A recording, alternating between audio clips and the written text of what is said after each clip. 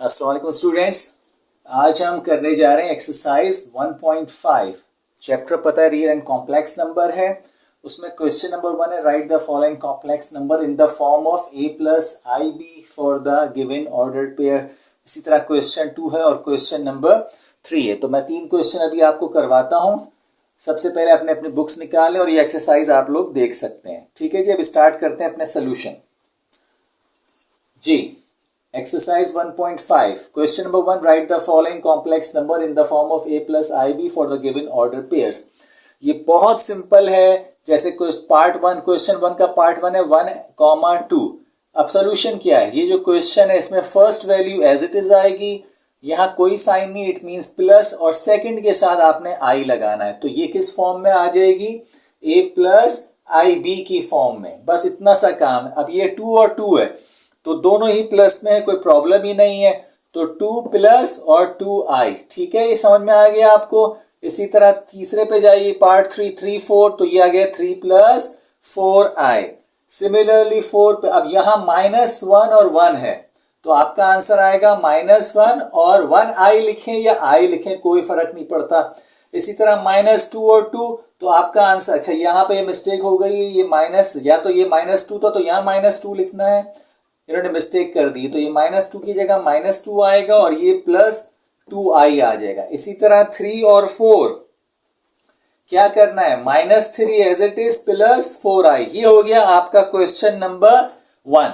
तो ये बहुत सिंपल सा क्वेश्चन था। क्वेश्चन नंबर 1 आपने सिर्फ इनको इस फॉर्म में लिखना था a प्लस आई बी। अब हम चलते हैं क्वेश्चन नंबर 2 के ऊपर। ये देखिए question number 2, identify the real and imaginary parts for the following complex number. 1 के अंदर हमने इस फॉर्म में लिखा था a प्लस जो भी था आई वाली फॉर्म में। अब हमने इसमें बताना है कि इसमें रियल पार्ट कौन सा है और इमेजिनरी कौन सा है। ये तो बहुत ही आसान है। रियल वो होता है जिसके साथ आई ना हो। तो रियल पार्ट इसका कौन है? वो है 1, और इमेजिनरी पार्ट कौन है इसका? 2।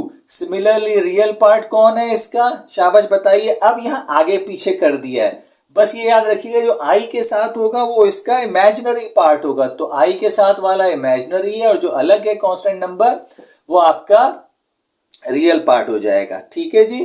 अच्छा यहाँ पे -5 + 6i है तो इसका रियल पार्ट क्या है? -5 है और इमेजिनरी पार्ट क्या है इसका? 6 है। ये भी बहुत आसान है। इसी तरह 4 पे आएंगे तो सिंपल सी बात है, रियल पार्ट इसका -1 है और इमेजिनरी पार्ट यहाँ कुछ नहीं है तो ये 1 ही होता है। तो ये -1 आ गया। सिमिलरली ये आपका रियल पार्ट होगा और ये आपका इमेजिनरी पार्ट होगा। 6 के अंदर भी देख लें, आगे पीछे कर दिया है तो इसका रियल पार्ट ये बाद में दिया हुआ है -1 और इमेजिनरी पार्ट कौन सा है? ये इसका 2 है। ये हो गया क्वेश्चन नंबर 1 एंड क्वेश्चन 2। अब हम आ रहे हैं question number 3। Find the conjugate of the following complex number. इसमें आपने बहुत आसान है, कुछ नहीं करना। सपोज आपके पास एक वैल्यू है जैसे 3 + 2i। हमने इसको सपोज किया z = 3 + 2i। अब इसका कॉन्जुगेट क्या होता है? z पे एक बार लगा दिया, आपको नजर आ रहा है एक बार या लाइन z पे। मैं आपको इसको बड़ा करके दिखा देता हूं। ये देखिए, ये आपको नजर आ रहा है z पे एक लाइन। तो z, अब आपने क्या करना है? z जो क्वेश्चन था जब आप कॉन्जुगेट करेंगे तो कुछ नहीं करना, आपका real part as it is आएगा। इमेजिनरी पार्ट या जिसके साथ आई है उसकी साइन क्या हो जाएगी? उसकी सिर्फ साइन आपने चेंज कर देनी और कुछ नहीं करना है। देखें क्वेश्चन पार्ट 2 में क्या किया है? 4 और 9, तो 4 + 9i। Suppose z = 4 + 9i। तो क्या करना है आपको? कुछ नहीं करना, 4 एज इट इज आएगा और जो i के साथ साइन लगी हुई है उस साइन को आपने चेंज कर देना है। 3 में भी आप देखें, z को आपने लिया -1 + i, तो कुछ नहीं है, जैसे ही z पे डैश या बार लगाएंगे ये चीज तो एज इट इज रहेगी, i वाले की साइन चेंज हो जाएगी। 4th में भी ऐसे ही करना है। तो ये क्वेश्चन 1, 2 एंड 3 ये आपके बिल्कुल सिंपल क्वेश्चंस थे, आपके बिल्कुल मैंने करवा दिए हैं। ये देख लीजिए आपकी एक्सरसाइज, दोबारा बता रहा हूं, एक्सरसाइज 1.5 में 1, 2 एंड 3 ये तीनों क्वेश्चन मैंने आपको करवा दिए हैं। अब हम अपने मेन क्वेश्चन है क्वेश्चन नंबर 4 एंड 5 उसको हम सॉल्व करते हैं। अस्सलाम वालेकुम स्टूडेंट्स, आज हम करने जा रहे हैं एक्सरसाइज 1.5 के क्वेश्चन नंबर 4। 1, 2, 3 मैं आपको ऑलरेडी समझा चुका हूँ। अब हम किस क्वेश्चन पे जा रहे हैं? क्वेश्चन नंबर 4 के ऊपर। इससे पहले मैं आपको कॉन्जुगेट क्वेश्चन 2 और 3 में समझा चुका हूं, उसका कॉन्सेप्ट जहन में रखिएगा।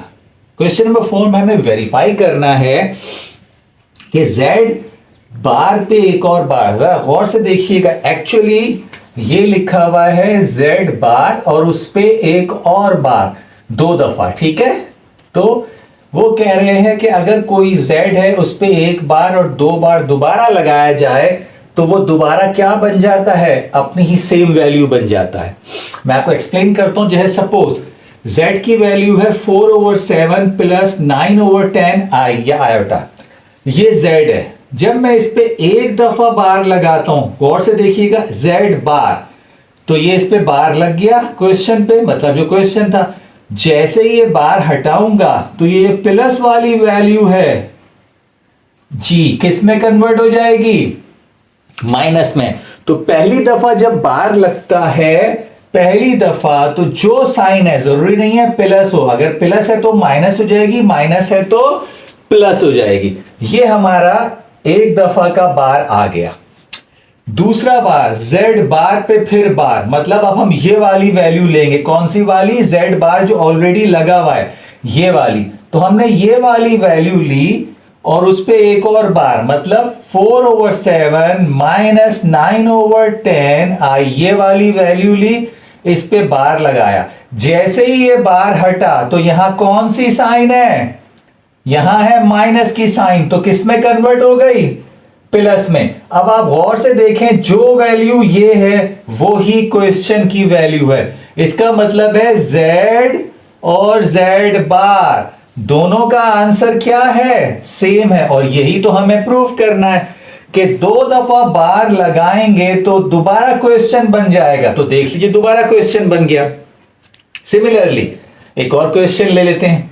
यहां z दिया 1/2 माइनस 3i, 1/2 माइनस 3i, एक बार लगाया इस पे। तो अब देखें, यहां माइनस था, यहां प्लस था तो माइनस हो गया, यहां माइनस था तो क्या हो गया? प्लस हो गया। अब उसी बार इस वैल्यू, मतलब इस वैल्यू के, मतलब इसी पे दोबारा एक और बार लगाएंगे। किस वैल्यू पे? इस वाली वैल्यू पे, इस वाली, क्योंकि ये z बार है। दोबारा बार, जैसे ही बार हटा तो अब ये प्लस वाला क्या हो जाएगा? माइनस। अब आप गौर से देखिए, हमने लिखा है z bar bar is equal to z। इसका मतलब है कि जो क्वेश्चन था वो ही आपका आंसर, यही तो हमें प्रूफ करना था कि z डबल बार दोबारा अपने क्वेश्चन में कन्वर्ट हो जाएगा। ये देख लीजिए, ये कन्वर्ट हो गया। तो ये हमारा वेरीफाई हमारे क्वेश्चन नंबर 4 में 2 पार्ट मैंने करा दिए, बाकी 2 पार्ट सेम है। आप उनको ट्राई कीजिएगा, मैं सोल्यूशन आपको दे दूंगा। बहुत सिंपल है और साथ साथ, ठीक है, इसको याद रखिएगा। और ये 2 क्वेश्चन बहुत इजी वे में समझाए हैं।